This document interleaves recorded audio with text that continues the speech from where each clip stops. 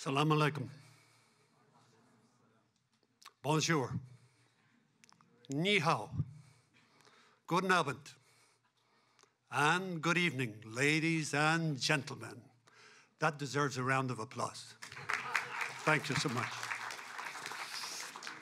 I am Tony Cully Foster, President and CEO of the World Affairs Council, Washington, D.C. On behalf of the Council, I welcome you to tonight's Ambassador Series. We're delighted. We have 6, 7, 8 of our board members here tonight, and we thank them for their service. Without you, these programs would not be taking place. So thank you, all of you, very much. Many thanks to our strategic partners at the Ronald Reagan Building and International Trade Center for their wonderful hospitality and for providing us with this beautiful venue to hold our public programs. If the early bird gets the first worm, then those that got here early tonight got the first 120 seats. We have another 80, 100 people downstairs in a spillover room who are watching tonight's broadcast on large screen. We're also very fortunate tonight that our events are being filmed for nationwide distribution on our own television show, World Affairs Today, which airs at 3 p.m. on Sunday afternoons on MHC Network's Worldview channel. They are also distributed globally on YouTube, Facebook, LinkedIn, Twitter, and other digital platforms. In addition, tonight's program is being live streamed to a US and global audience and will be immediately available on YouTube. This will also be broadcasted by Al Jazeera. Thank you to Bill McCarran, the CEO of the National Press Club, for providing us with his live streaming services tonight. Thank you, Bill. Our event tonight focuses on the state of Qatar, its relationship with the United States, and the role it plays in the Persian Gulf region, and the nation's activities as a member of the Gulf Cooperation Council. Qatar has been ruled by the Al Thani family since the mid-19th century. The flag of Qatar contains 9 serrated edges that separate the colored and the white portions. They signify Qatar's inclusion as the 9th member of the reconciled Emirates of the Persian Gulf at the conclusion of the Qatari-British Treaty in 1916. The colored portion of the flag, known as the Qatar Maroon, also acknowledges the island's production of purple dye. The white, of course, symbolizes peace. Originally known for being a backwater British protectorate whose economy was based mainly on pearl diving, Qatar quickly made itself known to the world when it declared independence in 1971 and centralized its economy around oil and national gas production. In 1995, Qatar announced a series of sweeping economic and political reforms. This included the funding and the founding of the Pan-Arab satellite news network, Al Jazeera, in 1996, that broadcast worldwide.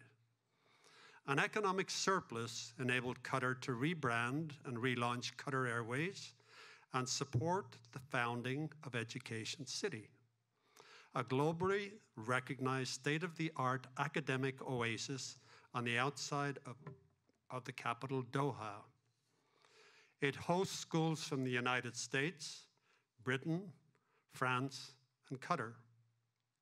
These include our friends at Georgetown University, Texas A&M, Carnegie Mellon, Cornell, Virginia Commonwealth, Northwestern University, HEC Paris, and UCL London. Now, in terms of transparency, which we are very big on at the World Affairs Council, we should inform you that we have had a long and valued relationship with the state of Qatar during the 38 years since our founding.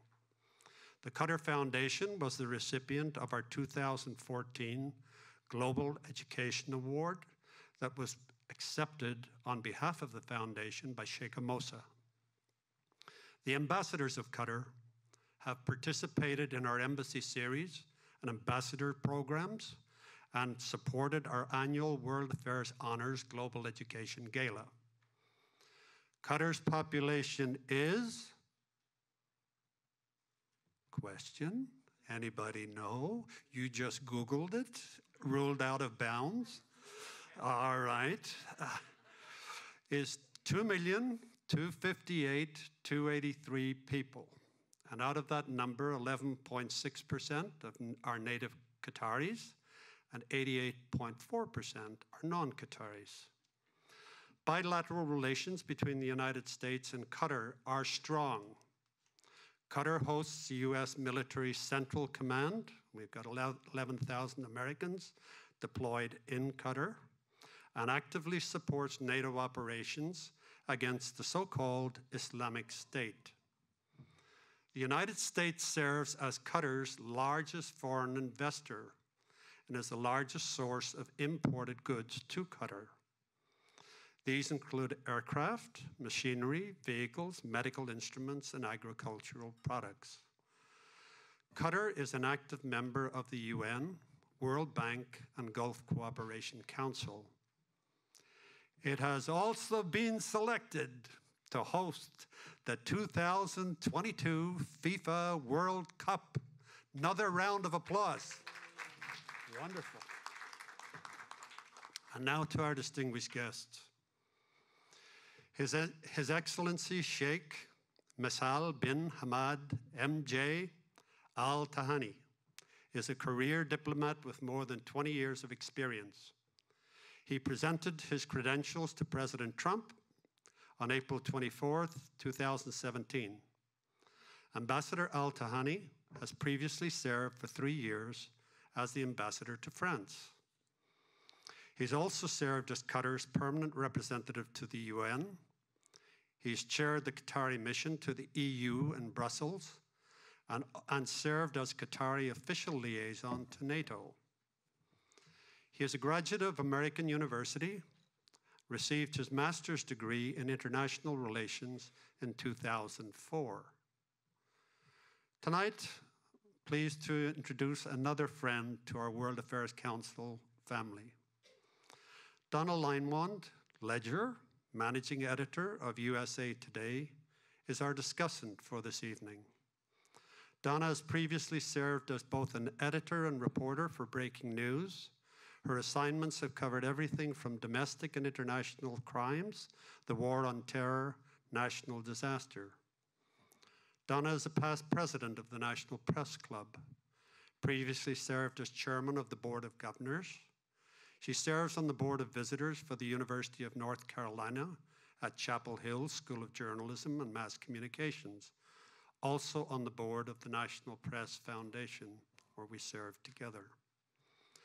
A graduate of the University of North Carolina, Chapel Hill, she has completed journalistic law school at Loyola University, the Senior Journalistic Seminar at the East-West Center, University of Hawaii, the Paul Miller Fellowship at the National Journalism Foundation, and the Casey Fellowships at University of Maryland.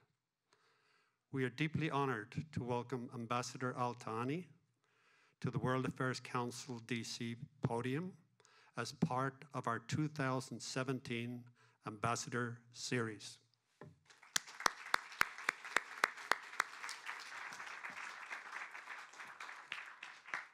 Donna, over to you. After Ambassador Al-Thani speaks. Okay. I just did that because you got there. Thank you. Good evening, ladies and gentlemen. Before I begin, I would like to thank Tony Foster and the remarkable board and team at the World Affairs Council, who did an extraordinary job organizing this event, and for their unwavering commitment to education and providing a platform for open dialogue. Ladies and gentlemen, if you've been following the news from the region, I am sure you are all well aware that Qatar is now under a blockade. Saudi Arabia, the United Arab Emirates, and Bahrain have imposed an illegal political economic, and social blockade against my country. These countries decided overnight to close down all borders and airspace, stop the flow of all food and medicine during the holy month of Ramadan, and expel all Qatari citizens from their countries. Yet, these steps were not served enough for them.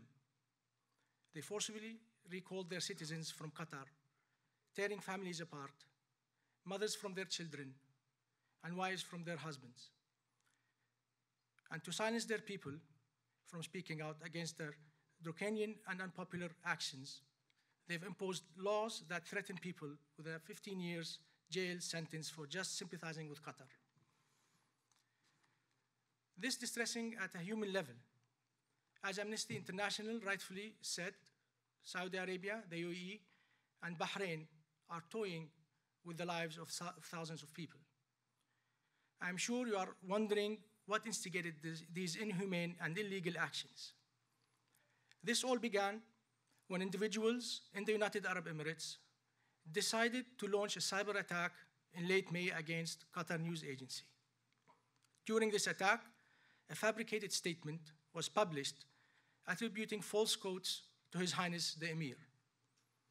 This fabricated statement was broadcasted on Saudi and Emirati news outlets even after Qatar's decisive retraction and statement declaring that the news false. It is also crucial to note that Qatari media was blocked in these countries hours before the cyber attack, ensuring that people could not access the truth. This carefully orchestrated cyber attack was used to justify their illegal and inhumane blockade against the people of Qatar. One of the main questions that I have been asked since the beginning of this crisis is why? Why have the blockaders taken such extreme measures to silence Qatar? Unfortunately, the blockading countries have never revealed the true intentions behind these actions. They have never shared any of their supposed concerns with us, nor given us a chance to address any problems they may have. 3 weeks after enforcing their unwarranted blockade, and only after pressure from the United States and the international community, did the blockading countries submit their list of so-called demands. The 13 demands were not reasonable and actionable as the United States had hoped. Instead, these demands would have forced Qatar to curtail free press and free speech, hand over individuals to be jailed and tortured, reduce our defense capabilities, disregard and go against international law, outsource and submit our foreign policy to Riyadh and Abu Dhabi, and sign an open check to the blockading countries for what they describe as compensation. The irony is that they are demanding Qatar pay compensation to bail them out from losses they endured due to their failed policies. What these blockading countries are demanding is a surrender of our sovereignty as the price of ending the siege. I would like to draw your attention to what I believe are the true motives behind this aggression. In a statement that Saudi ambassador to Jordan said 2 weeks ago, "We have been patient," I quote, "we have been patient for 21 years with a country that is smaller than a neighborhood in Riyadh," I unquote. What happened 20 years ago that has tried their patience for so long? It was in 1996 that Qatar began its transformation. It is when we decided to focus on development by investing in our own people and building a knowledge-based economy. It is when we abolished censorship and created Al Jazeera as a platform for free media and free speech. It is when we introduced social and political reform. It is when we empowered women. It is when we decided that our foreign policy should focus on mediation rather than confrontation as a solution to the challenges facing our region. As Mark Twain has said, there are a few things that are harder to put up with than the annoyance of a good example. It is worth highlighting that the transformations in Qatar were viewed as a threat by certain governments. A woman in Saudi Arabia could not question why it is that in Qatar, a country with a similar religious and social background, a woman can drive. But in Saudi, she cannot. To distract from their own shortcoming, the blockading countries have accused Qatar of supporting terrorism. These unsubstantiated actions by the blockading countries are just a smokescreen created to infringe upon Qatar's sovereignty and punish Qatar for its independence. Our international partners know that Qatar is relentless in its fight against terrorism. We are and we will continue to be a steadfast partner to the United States in combating this threat, with our troops working hand in hand in the fight against ISIS. And our efforts have not gone unrecognized. The State Department reports emphasizes that the United States and Qatar maintain a strong partnership in the fight against terrorism. And after signing an MOU with the United States aimed at disabling terror finance flows, Secretary Tillerson praised Qatar for being the first to respond to President Trump's challenge at the Riyadh summit to stop the funding of terrorism. Terrorism poses just as much of a threat to Qatar as it does to the United States, Saudi Arabia, the UAE, and every other nation, and that is why our resolve to fight this threat is unwavering. Terrorists are made, they are not born. That is why we have developed a holistic approach to combating terrorism. That is why we have developed 2 American bases in Qatar to combat extremism. A military base, which everyone is familiar with, but more importantly, an educational base. By creating an educational hub in Qatar that includes some of the best American institutions, from Georgetown University to Northwestern University, that spread American values, we are directly combating the root causes of terrorism: hopelessness and lack of education and opportunity. The blockading countries should remember that when they point the finger at Qatar, 3 fingers are pointing back to them. These countries accuse us of supporting terrorism, and yet it was Saudi, Emirati, and Egyptian citizens who were behind 9/11 attacks, not Qataris. It is Saudi who has been highly and repeatedly scrutinized by the international community for the spreading of extremism. It is the UAE who have been repeatedly listed by the US State Department as a country of primary concern in the State Department's Money Laundering and Financial Crimes report.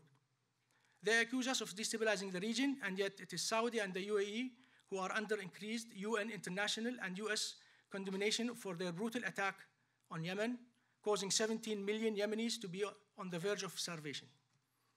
It is the UAE, not Qatar, who the international community has been very critical of for their destabilizing role in Libya and their repeated violations of the international arms embargo. And it is Egypt who has abused its current status on the UN Security Council to put a hold on a US request to add ISIS Saudi Arabia to the United Nations sanctioned list. What these countries have done is made any act opposing their status quo terrorism. A woman driving a car in Saudi Arabia is tried in a terrorist court. An individual calling for social reform in the UAE is labeled as a terrorist. These actions harm the real work that needs to be done to counter terrorism and extremism in the region. This crisis will not be resolved by suppressing media and opposing viewpoints. Instead, we must all put our concerns on the table and have an open and factual discussion about the issues affecting our region.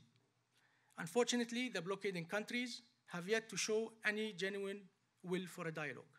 Ladies and gentlemen, let me tell you what are the consequences of this reckless blockade against Qatar. It has tarnished the image of all GCC countries in the eyes of the world. It has undermined the fight against terrorism and derailed our efforts.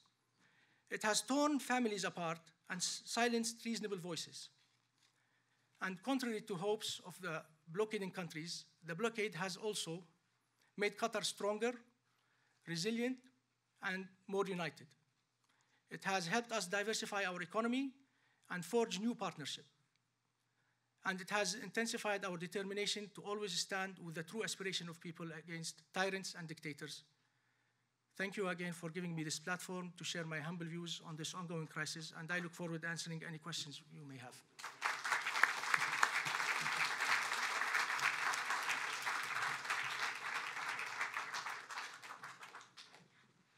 Okay, I guess we will, I'll start off with a few questions and then we'll take some questions from the audience. I wanted to start with the reasons behind the blockade. So you have said that, it sounded from your remarks that you think that the cyber attack and the remarks were pretense, that really wasn't what was behind it, that you think it was the reforms.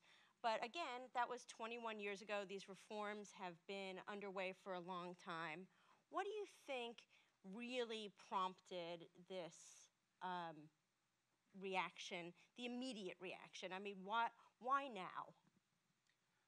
Well, thank you very much for this question. As I mentioned in my speech and my remarks earlier, this was an attempt from me personally to try to understand the motives behind this aggression against Qatar. The only example was given is by the Saudi ambassador in Jordan, that I had tried to think and try to understand where they're coming from, this resentment that has been there for 20 years. Now, what happened last month is obviously something has been planned for some time. We have been part of the Riyadh summit, where it was a successful summit. We participated in it. We have signed on the establishment of the counterterrorism center. None of the countries at the summit raised any concerns with us. So we are still puzzled on the real motivations. What I tried to talk about is to analyze from their speeches what exactly their motivation. Could be also that Qatar is trying to promote a policy that is based on mediation and mutual understanding versus a policy of confrontation. So again, they have not given us any clear answer for why they did that.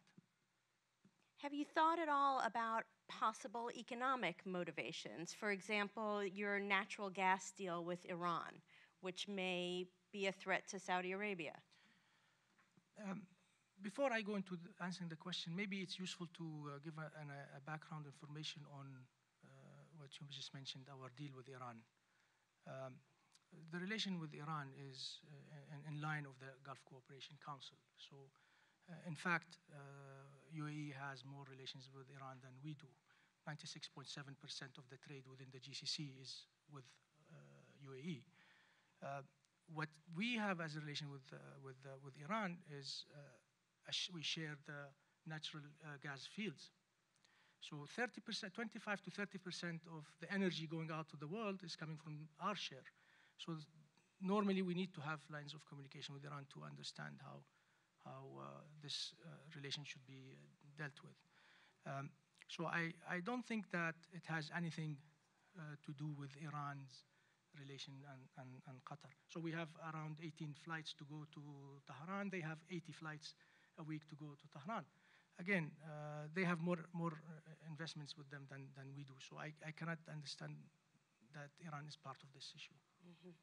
So you mentioned that this feud, this blockade, is sort of undermining what the world thinks of the Gulf nations, that it's tarnishing the image.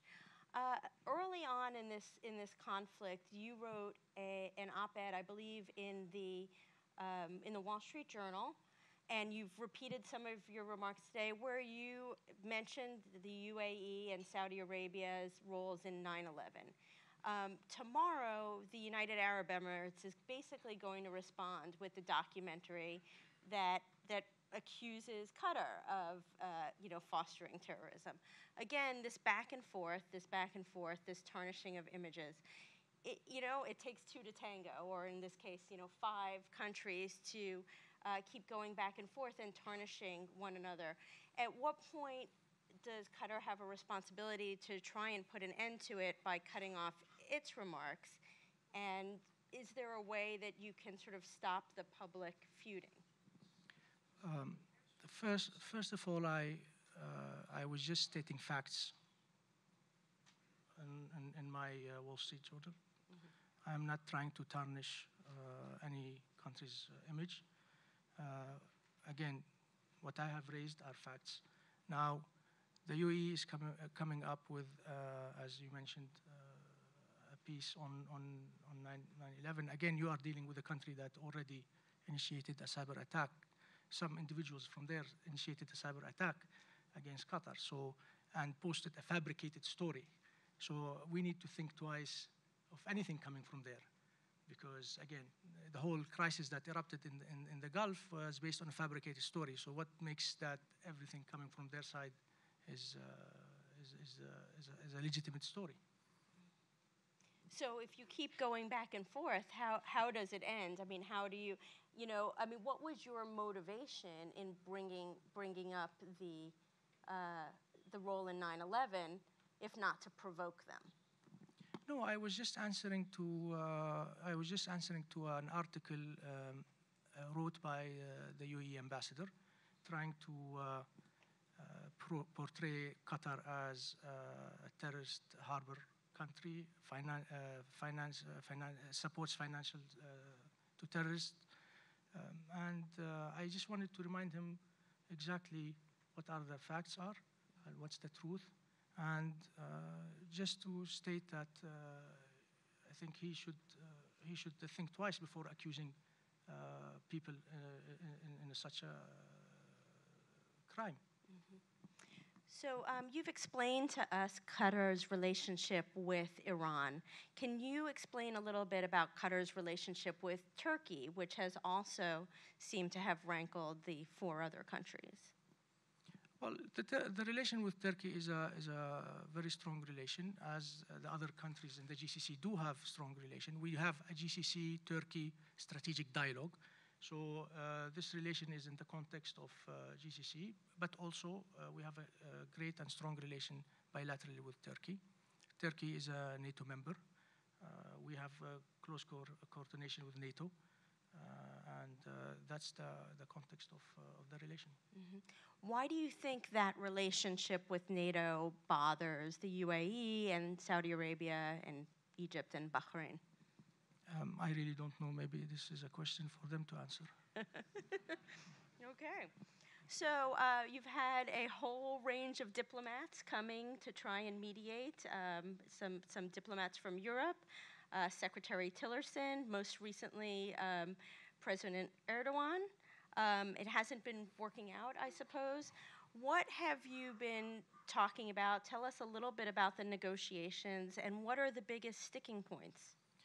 Well, so far we have been trying as Qatar to be as constructive as possible and approach this with a very mature way.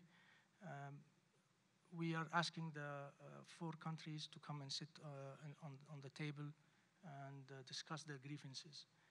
So far, unfortunately, they've been not receptive. We've made our best to address the 13 so-called demands, which were very difficult for anyone to accept. But just to show the goodwill of Qatar, we have addressed them point by point. And unfortunately, they dismissed them in Cairo in their quartet meeting. We continue to ask the mediators, State of Kuwait, to try to find a way in order to sit on the table and discuss our grievances. So what do you think, what's the next step? The next step is in their hand. Again, we have clearly said His Highness addressed the Qatari people a couple of days ago, and he stated in his address that we are willing to sit and discuss, and based on open and frank factual dialogue. Mm-hmm. So we will look forward for them to engage with Kuwait, with the United States, in order to sit and discuss our differences. Okay, so the other day in an interview, I think it was yesterday actually, the Russian Foreign Minister Sergei Lavrov said he would be willing to come to Doha and do some diplomatic interference. Is that something that Qatar would welcome? Well, Qatar wants to have this conflict resolved as soon as possible because this is counterproductive for everyone. We have a fight against terrorism that we need to focus on, and this is distracting everyone. I think this was an unnecessary, provoked aggression against my country. I think not only Russia is trying to help, but Europe is also trying to help. France is trying to help. Germany is trying to help. So Qatar is welcoming any support that will bring the four countries to the table to discuss our grievances. So in the most recent State Department report, the U.S. concluded that Qatar does have, and I quote, a strong partnership in the fight against terrorism. You have passed many laws, you belong to many working groups, but the one sticking point that some of the countries have raised is the support by Qatar of the Muslim Brotherhood, which is something that has been part of Qatar's policy for many, many years. Can you first of all explain to us how you see Muslim Brotherhood and why you think that alliance is not a problem? First of all, it is not an alliance. Maybe it's good to give you some background information and for the audience. This is a perception that has been created about Qatar by UAE and Saudi Arabia, that we are supporting the Islamic Brotherhood. Qatar works with governments, does not work with parties. Our support goes to the people of that country. We try to support institutions in those countries. I can give you a great example, our experience with Tunisia. Qatar has worked with Tunisia when there was a component of the Islamic Brotherhood in the government. Today, Qatar continues to work with Tunisia when there is more liberal government. So our commitment, our support is not to parties. It is for the countries. We support the aspirations of people, but at the end of the day, we are dealing with governments. Mm-hmm. So tell us a little bit about Al Jazeera and what you see as Al Jazeera's mission. What do you think that Saudi Arabia and Egypt and Bahrain and UAE find threatening about Al Jazeera? Well, I can't speak on behalf of Al Jazeera. I think Al Jazeera can speak for itself, but what I can tell you that what we have decided to have in Qatar is to promote free media and free press. That's what we have embarked on since 1996. A lot of people focus on Al Jazeera because it has its quarter in Doha, but they don't look at also the issues we are having in our local media. There are some programs that also have a great freedom of maneuver and expression, and that's where we stand on the issue of free media and free expression of speech. What I think they are afraid of is they are afraid of having being criticized. I think what they want is to not have the truth come out. They don't want stories like the story came out in AP regarding torture prisons in Yemen. That's what they want to suppress, I believe. So I think I'm going to have to challenge you a little bit on press freedom. Sure. So Freedom House every year takes a look at the countries around the world and has given Qatar, I would say, mediocre to low marks on press freedom. There was some legislation that was proposed and has been through many councils, and the Sheikh has not signed it yet, that would broaden press freedom. Some of the issues include outlawing criticism of the ruling family, of the government and of Islam. So that's really not what I would consider to be complete press freedom. Where do you think Qatar still needs to go? It's true. I mean, I didn't say that we have a complete, but I can tell you that we are on the right track and we are working in the right direction. You in the US have not reached where you are over 20 years. It took you some many years to reach here. So we're still litigating.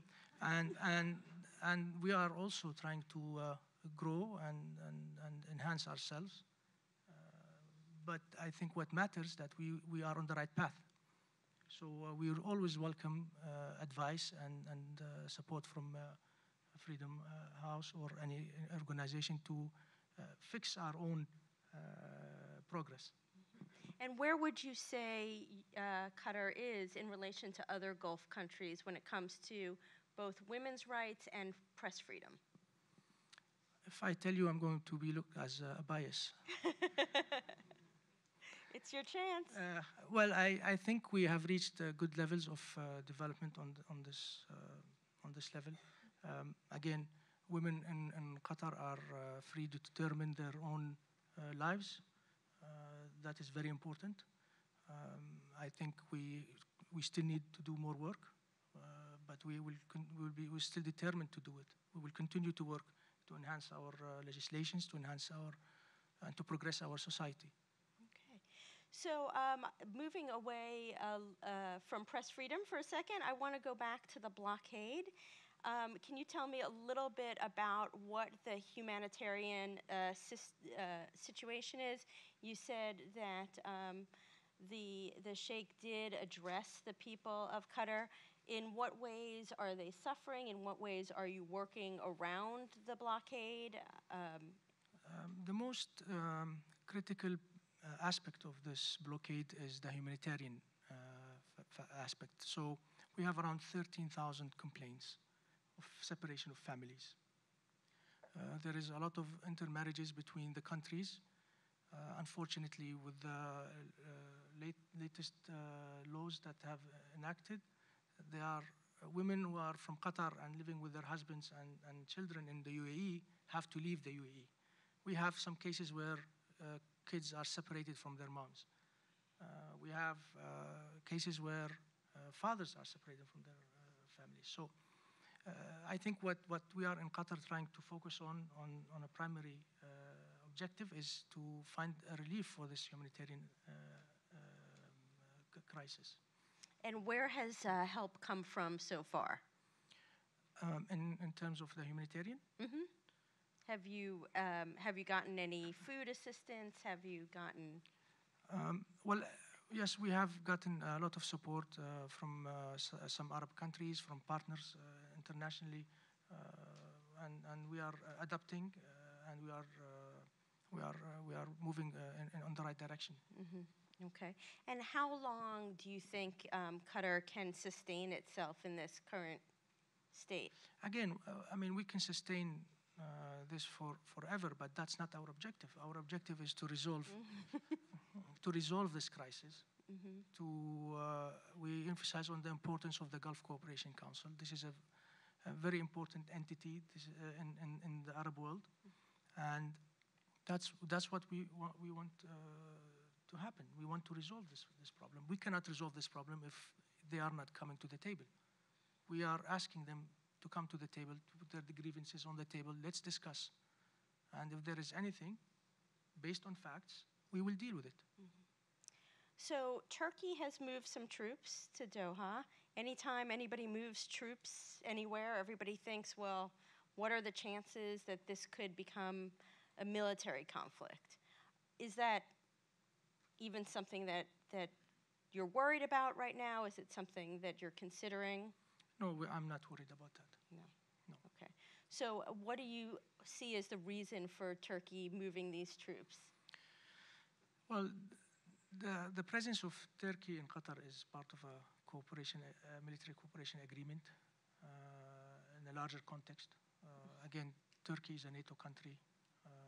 We have military cooperation, and that's part of the agreement. And by the way, the agreement was way before that this happened. Okay. So it's not, you don't anticipate, I know there's a limit on the number of troops that can come from Turkey, as there is a limit on the number of troops that can come from the U.S. Do you anticipate, raising that limit at any point? No, there is no need for us to raise any limit. I think, again, there is no military threat as we speak. Qatar is pushing diplomacy for this resolution of the crisis, and we are not worried about this matter. And you are not worried about the other countries taking military action beyond the blockade, which one would consider to be military? Well, we are prepared, but I think that is if that's their intention, Qatar is prepared. But I think they have said very clearly that they don't think that they want to go that way. Okay. All right. Well, shall we open this up for some questions from the audience? Oh, there is some. There are microphones on the side, if you could use those. If you give us 1 second, we have to wait for the cameraman to adjust. So feel free to queue up. Okay, so we'll start with the gentleman there on the right. If you could state your name and your organization. If you just give us 1 minute, we have to wait for the cameras to adjust. Oh, okay. We'll wait. Please feel free to queue up in the meantime. Okay. All right. Well, I'll ask you one more question while we're hanging out. So this is going to be completely off the topic at hand. So I've spent some time in Qatar, a couple of months actually. It's a lovely place. So you've got this blockade, and you've got this wonderful airline that is not allowed to land now in Bahrain and Riyadh. So what impact do you see that having on your tourism and, basically, and also on your workers, who many of them come from elsewhere? For sure, at the beginning of the crisis, there was sort of interruption of the flights, but Qatar Airways had managed to adapt to the situation, and they're so far doing fine. So I think again we are in a very comfortable situation. I think what we need to focus on is the humanitarian, family issues, and that's basically it. Now, the challenge is hoping that with the holy pilgrimage coming up, that we find a solution to our pilgrims who will go to Mecca. Oh, yeah. Right. Okay, so is that something that is in negotiation right now? So far, Qatar Airways cannot fly there, so we need to find alternative ways to. Okay.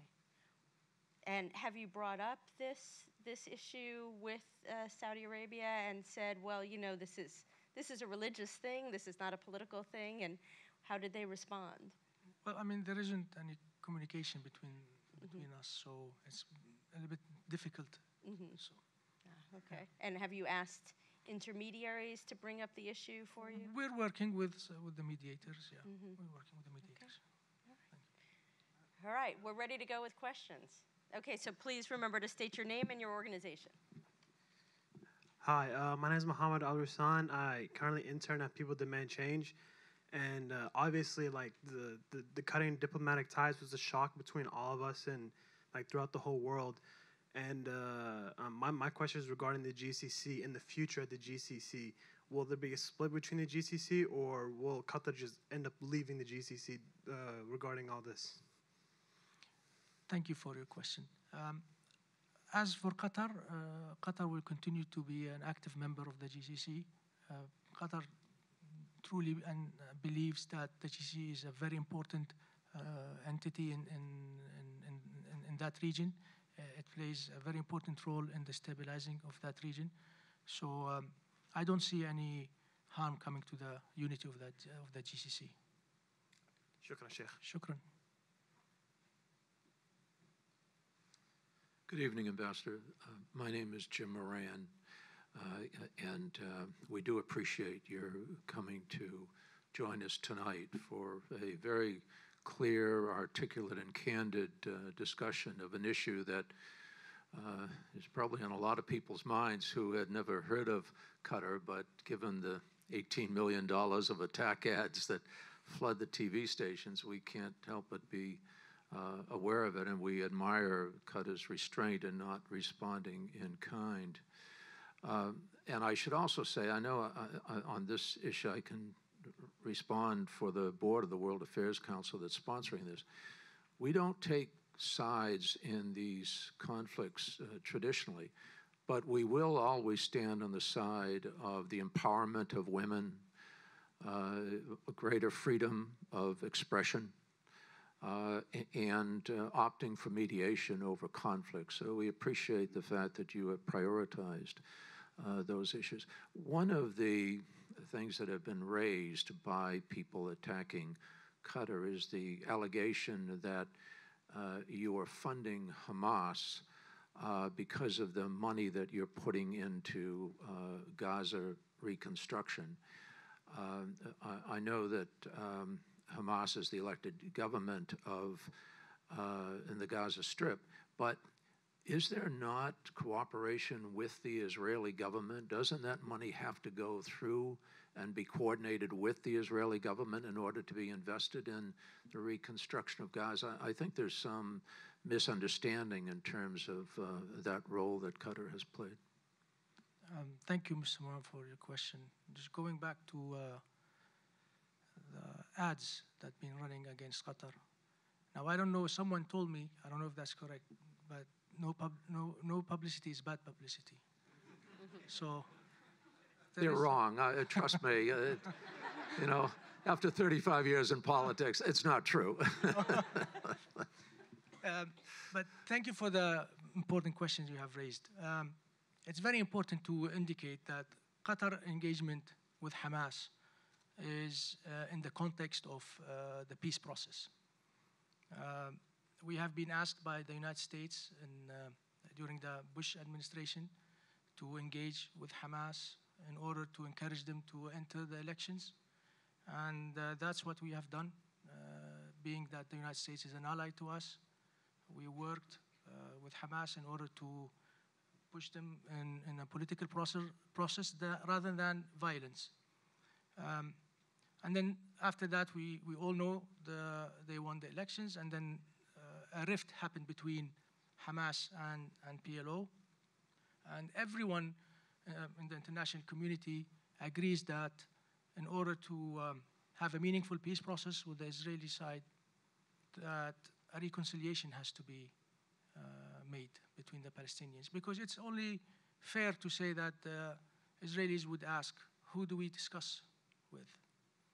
So this is where Qatar is engaged with the United States. Of course, Qatar's engagement is based on the Cairo document and the Mecca document that were established. And what we are doing is implementing this process. Again, this engagement is in the peace process context. Qatar is working in Gaza, but also in the West Bank in reconstruction efforts through the Gaza reconstruction mechanism that is between the United Nations, the PLO, and the Israeli government. We contribute to this fund. Of course, everything is being coordinated with Israeli government, and we have also supervision on the ground to make sure that what we are building in terms of housing, hospitals, are being delivered and not abused. So that's basically our engagement with them. Thanks very much, Ambassador. Thank you. Hi, my name is Beirut Saravi. I'm a member of World Affairs Council. And the question that I have is regarding Saudi Arabia. So Saudi Arabia has a history of invading its neighbors. You know, the Bahrain incident, when they tried to invade Abu Dhabi. They have invaded Bahrain just a few years ago. Now they're knee-deep in, actually more than knee-deep, in Yemen. with massive loss of innocent life, really. So given the confusion in the U.S. policy towards Qatar, in the sense that Mr. Tillerson doesn't seem to be on the same page as President Trump, and one says one thing, the other one says something else, aren't you worried really that the Saudis may do, especially since the ascendance of Mohammed bin Salman, do something unusual and cause more trouble for your country? I mean, isn't that something to worry about? Thank you, sir, for your question. I would like to give you my vision of the U.S. Policy, how I understand it. I don't see any confusion in the United States policy towards this crisis. I think it was very clear from the State Department that de-escalation is important, that people need to come around the table to discuss the grievances. It's very clear what the U.S. wants. And they stressed on the unity of the GCC. There is, I can assure you, no confusion on this matter. We hope that we resolve this crisis as quickly as possible in order to make sure that, again, the countries of the region, the international community, focus on what is really important, fighting terrorism. That's what we need to focus on. Thank you, sir. Assalamu alaikum. Walaikum assalam. My name is Marcia Dyson, affiliate of Georgetown University, but founder of Women's Global Initiative. The Qatar that I know is the Qatar that has the CEO of the Hamad Medical Center, Colleen Daniel, who is my friend. It's the home of the business owner Ashraf Abu Issa of Blue Salon. It's the home of WISE, which I will be attending regardless in November, inshallah. And it's also the home of QBIC, which is an entrepreneurial incubation in which I've worked with the women of Qatar. And it's also the home of 7 Muslim women, which represented very nationalities of Islam, who climbed Kilimanjaro for the benefit of children who were harmed in the way. As a peacemaker and a person who's engaged in many civil societies, beyond me retweeting your tweets, which you are voracious as Donald Trump in doing so, how can civil societies outside of governmental agencies, of course, and peacemakers be engaged with your quest for more understanding the Qatar that I know, and what tools do you give these societies in which I can take back beyond the attempt of retweeting your tweets? I think she's asking, how can we help you? Thank you very much for your kind comments about Qatar and the people of Qatar. I think you are already helping. We appreciate all the support that the U.S. Administration is doing, but also the U.S. people are doing. We have a lot of support coming out. We can see that people are speaking out about how this aggression is unjustified, and we really appreciate that. Thank you very much. Hello, my name is Ahmed. I'm a student at New York University in Abu Dhabi, and I'm Egyptian as well. And my question is, and I need an honest answer. Have I not been honest all night? No, but We've been very tough on you. what is your response of Qatar hosting people from Egypt that have been detained by authorities who are, for example, who were involved in assassination of the President Sadat, or who are prominent members of the Muslim Brotherhood, and they are being now hosted in Qatar? And what do you think of the rhetoric that Al Jazeera uses against Egypt now, and the support that was seized after 2013? If you think that if you say that Qatar supports Egyptian people, but the support has been stopped since 2013. So what are your remarks on these issues? Thank you. Those are like 5, 6 questions.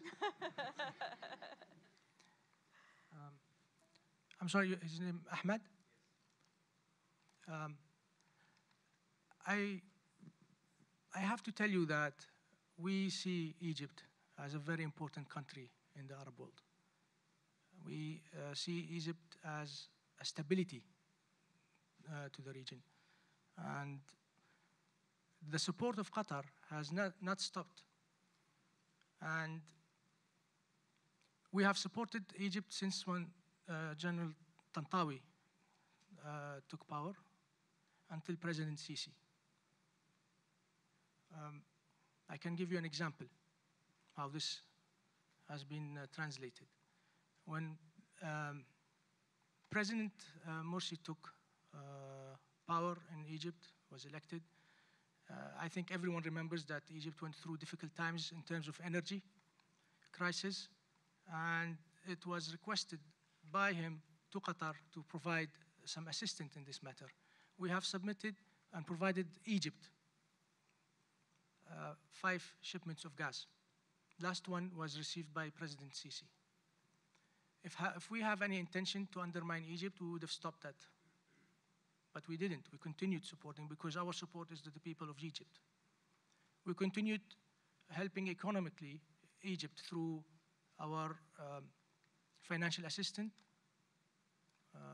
the $8 billion that we have put as a foreign currency for Egypt, and we continued keeping that until the terms have ended and the Egyptian government at the time asked us not to continue doing that. Now, as for the Al Jazeera, you can ask Al Jazeera. I don't speak on behalf of Al Jazeera. They can tell you of their coverage. But as for the individuals you are mentioning, I am not sure that we have people who are in Qatar wanted by the Egyptian government. And if you are mentioning individuals running away from prosecutions, unfair prosecutions, and seeking asylums, that's a different discussion we have to have. There are international instruments, there are international laws and regulations govern these issues. So that's what I would like to tell you. But we will continue to support Egypt. We will continue to support every Arab country. Shukran, ya Ahmed. Thank you, Ambassador, for coming and speaking with us. I'm an intern at the Council on Foreign Relations. I would like to ask you a question about the impact of U.S. policy on the current Saudi crisis, current Qatar crisis. The Saudi Arabians did impose the blockade almost only weeks after President Trump's visit to the country. Furthermore, after the blockade was imposed, President Trump took to Twitter and said, quote, Saudi Arabia said they would take a hard line on funding extremism, and all reference was pointing to Qatar.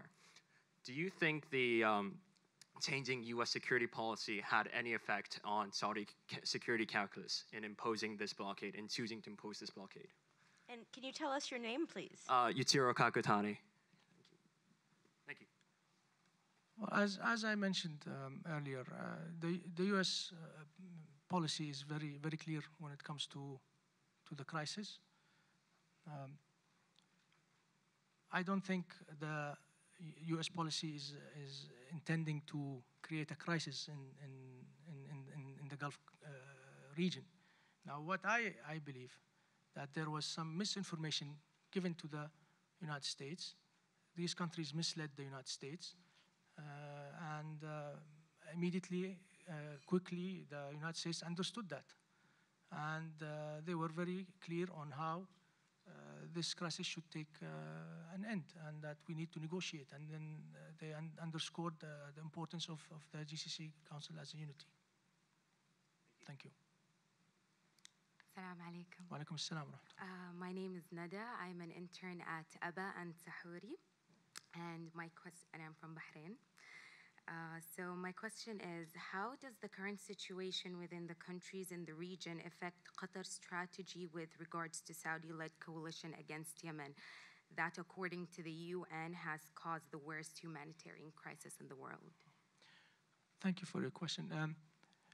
Just to clarify that the role of Qatar in the Yemen war was subject only to defend the Saudi borders. We will not engage in operations inside, only to defend the Saudi borders. And right after I think on the first day of the aggression against Qatar, they asked us to leave. So we don't have any troops now there. They kicked out our troops from their borders. So did they kick out the troops prior to their decision to cut diplomatic ties? On the same day of the aggression, when they went out and said we cut diplomatic relation and they enforced a blockade, they have asked the troops to leave. شكراً سعادة السفير. Okay, we have a few more minutes, so if anyone has any questions, you have a few more minutes to think about them and ask them. In the meantime, I've got plenty, so we'll keep going. And if there are any journalists in the room who also want to ask a question, you should feel free to do so. But we'll move on to some other things. So I would like to ask you a few questions about Qatar's economy. So beyond this crisis, what do you see as Qatar's future economic growth areas? Where do you see expansion in your initiatives in education and in energy? Well, our Vision 2030 sets the path to that direction. The fact that we have invited universities from the US is also not only to help us educate and fight extremist ideology, but also to empower our youth to become more entrepreneurs, to help us transfer our economy to a knowledge-based economy, and that we want to diversify our economy. We want to step away from gas and oil. And I think this is something on the long run, long run is achievable. So this is where we are focusing on, to have a knowledge-based economy that will help us diversify our incomes. So as Tony mentioned, you do rely quite a bit on laborers from other countries. How are you working towards full employment for Qataris in your country? And what do you see about, there have been some allegations that some of the workers are low paid, they are mistreated. What kind of labor laws are you looking at? First of all, I would like to say that we are grateful for the expatriates that come to Qatar and help us develop. And this is something we highly appreciate. It is true that we had challenges in the past regarding labor laws, but that challenge was stemmed because due to the huge influx of expatriates that came to Qatar, we weren't able to adapt immediately. However, we have managed to identify the challenges. We worked on them. We have managed to amend and fix around 90 laws. We have expanded our inspection teams. We have done a lot of concrete steps on the ground. We will continue to address this issue. We will continue to work on having a better environment and that also labors are protected, and this is something will be ongoing for us. Okay. Do you have any issues with what we call brain drain in this country? Young Qataris coming to the US or going to Britain, getting educated, and then not coming back? I don't think we do have this, but I think most of young Qatari students do stay for a couple of years, for example, in the United States or in Europe, to gain experience. Again, as Tony mentioned, we are around 300,000 Qataris, so we need them back there. Absolutely. So tell me a little bit about your plans for FIFA. Well, I think we are very excited that the World Cup is going to be held in an Arab region. The way we look at this is not only for Qatar, but it's for the Middle East.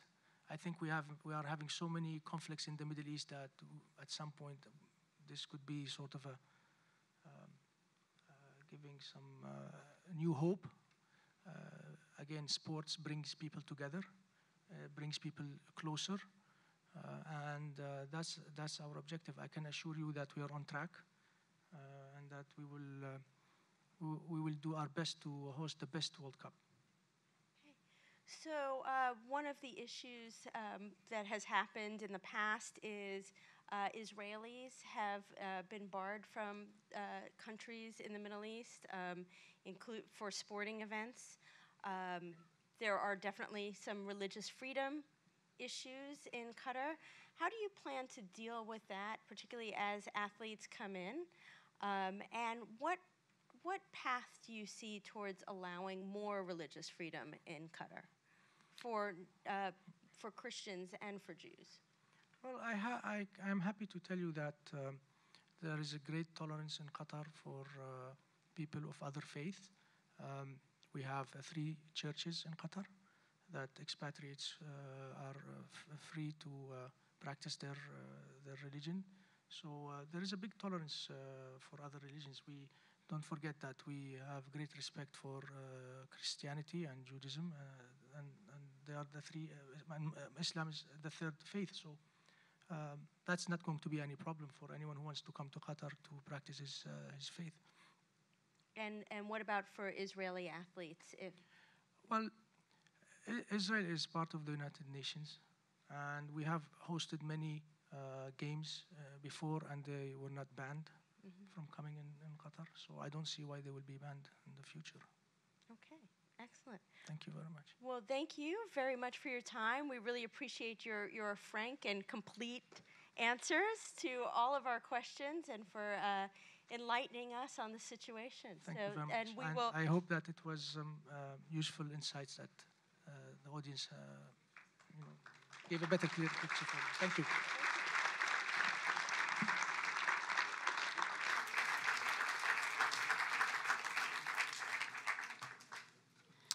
Now, the World Affairs Council has a reputation for being an organization where learning happens. I hope you all feel that the knowledge that was shared with you tonight by Ambassador and the incisive questioning, both by our members and by Donna, was well worth your time in terms of coming here to be part of our celebration of shared values. And one of those is peace. Peace is tough. Everybody knows that. So thank you all for coming tonight. The Ambassador is going to stay for 5-10 minutes. I'd like our board members to come up on the stage, please. We got some special photographs we'd like to have taken with Ambassador tonight. And the Ambassador from Nepal, we hope you will join us. Okay. Thank you so much.